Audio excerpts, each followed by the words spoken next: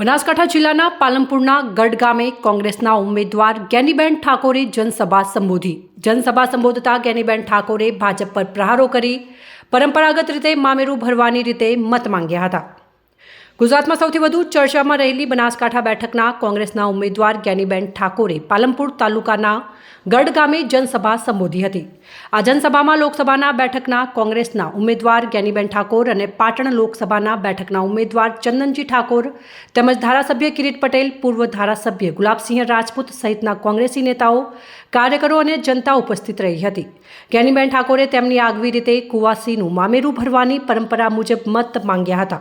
આ સાથે જઈને સ્થાનિક પ્રશ્નોનું નિરાકરણ લાવવા માટે પણ તેઓએ ખાતરી આપી હતી.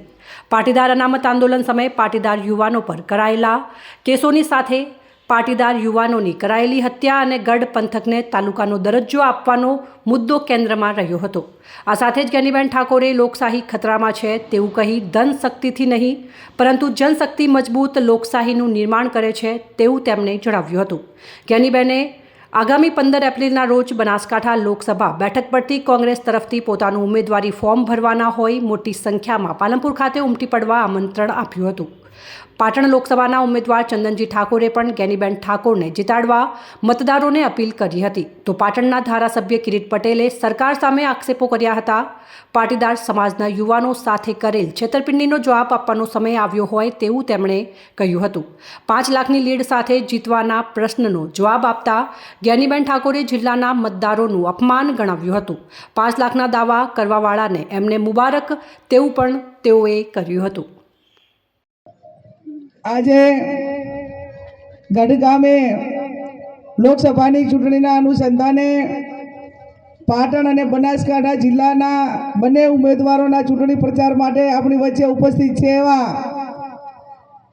પાટણ લોકસભાના ઉમેદવાર ચંદનજી ઠાકોર સાહેબ, અમારા વિધાનસભાના દંડક અને વિધાનસભામાં જેનું પૂરતું માર્ગદર્શન અમને મળે છે એવા પાટણના ધારાસભ્ય કિરીટભાઈ પટેલ સાહેબ, માજી ધારાસભ્ય ભાઈ શ્રી ગુલાબસિંહભાઈ, ભરતસિંહજી વાઘેલા, દિનેશભાઈ ગઢવી, લક્ષ્મીબેન, પીનાબેન, ઠાકરસિંહભાઈ, સ્ટેજ ઉપર બિરાજમાન સર્વ કોંગ્રેસના આગેવાનો, વડીલો, આપ સૌ મોટી સંખ્યામાં ઉપસ્થિત છો એવા તમામ 36 કોમના 18 કોમના સર્વ વડીલો, યુવાન ભાઈઓ અને બહેનો, સમય થઈ ગયો છે એટલે મારે તો આપ સૌને રામ રામ જ કરવાના છે. તો મારા માટે ટાઈમ વધારે ભાગમાં આવ્યો કે કિરીટભાઈ કે હજી 20 મિનિટ છે. આપ સૌને બે હાથ જોડીને વિનંતી કરવા માટે આવ્યા છીએ. ચંદનજીએ કીધું કે મારી બેનને જીતાડજો, હું તમારી પાસે ભાગડી ઉતારીને વિનંતી કરું છું. છેલ્લા 1 મહિના અને લગભગ 10 દિવસથી હું બનાસકાંઠા જિલ્લાનો પ્રવાસ કરું છું. આમ તો ટિકિટ મારી પહેલી વહેલી જાહેર કરી એટલે થોડો વધારે ફરવા માટેનો સમય મળ્યો, પણ 1948માં જે આઝાદી માટેની લડાઈ હતી ગાંધીજીના નેતૃત્વ હેઠળ, એ અમે ઇતિહાસ વાંચેલો કિરીટભાઈ, પણ એનું પુનરાવર્તન બનાસકાંઠાની જનતા કરે છે. અને પુનરાવર્તન એ રીતે કરે છે કે 1947માં અંગ્રેજોમાંના અહીંથી ભગાડી અને દેશને આઝાદી અપાવવાની હતી. એ ટાઈમે દેશના ઉદ્યોગપતિઓને જે સુખી પરિવારો છે એ ગાંધીજીને દેશની આઝાદી માટે ફંડિંગ કરતા. જવાહરલાલ નહેરુનો પરિવાર હોય, બીજા હોય. અત્યારે એનું ઉલટું છે કે આ 1948 પછી આ 2024 આ લોકસભાની ચૂંટણી એવી છે કે દેશની આઝાદી ટકાવી રાખવા માટે અને કોઈ બહારના લોકો, અંગ્રેજો જેમ બહારના હતા એમ જે બહારના લોકોએ બનાસકાંઠાને બાનમાં લીધો છે એને મુક્ત કરવા માટે પણ આ આઝાદીની, આ બનાસકાંઠાની આઝાદી માટેની આ ચૂંટણી છે.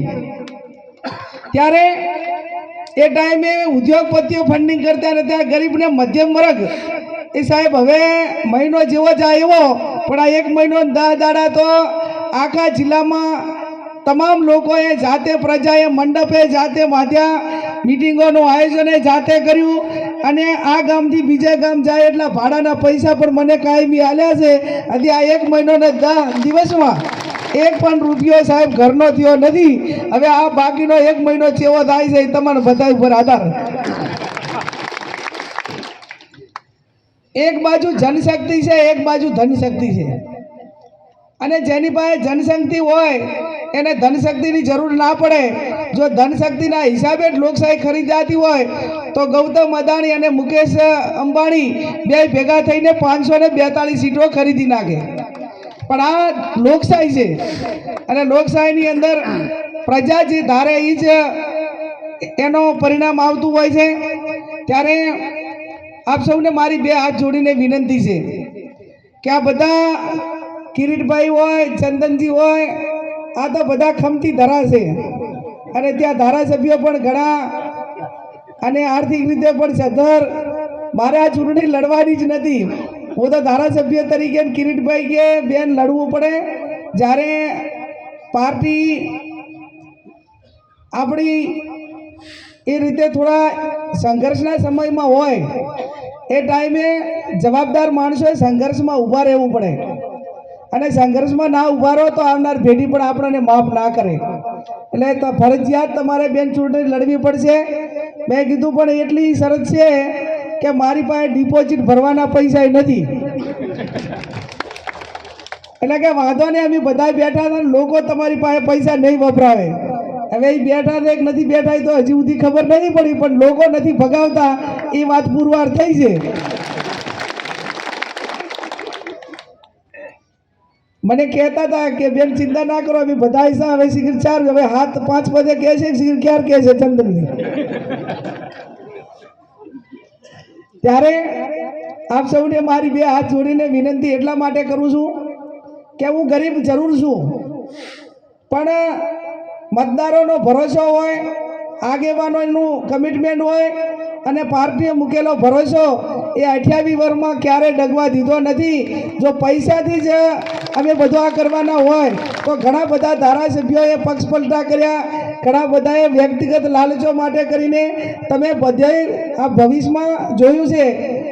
વર્તમાન સમયમાં અમે એટલી તમને ગેરંટી આપીએ કે ભલે અમે તમારા પાસે ખર્ચે ચૂંટણી લડીએ પણ તમારે વેચવા માટેનું કામ અમે ક્યારેય નહીં કરીએ, એટલી અમે આપ સૌને 100% ખાતરી આપીએ છીએ.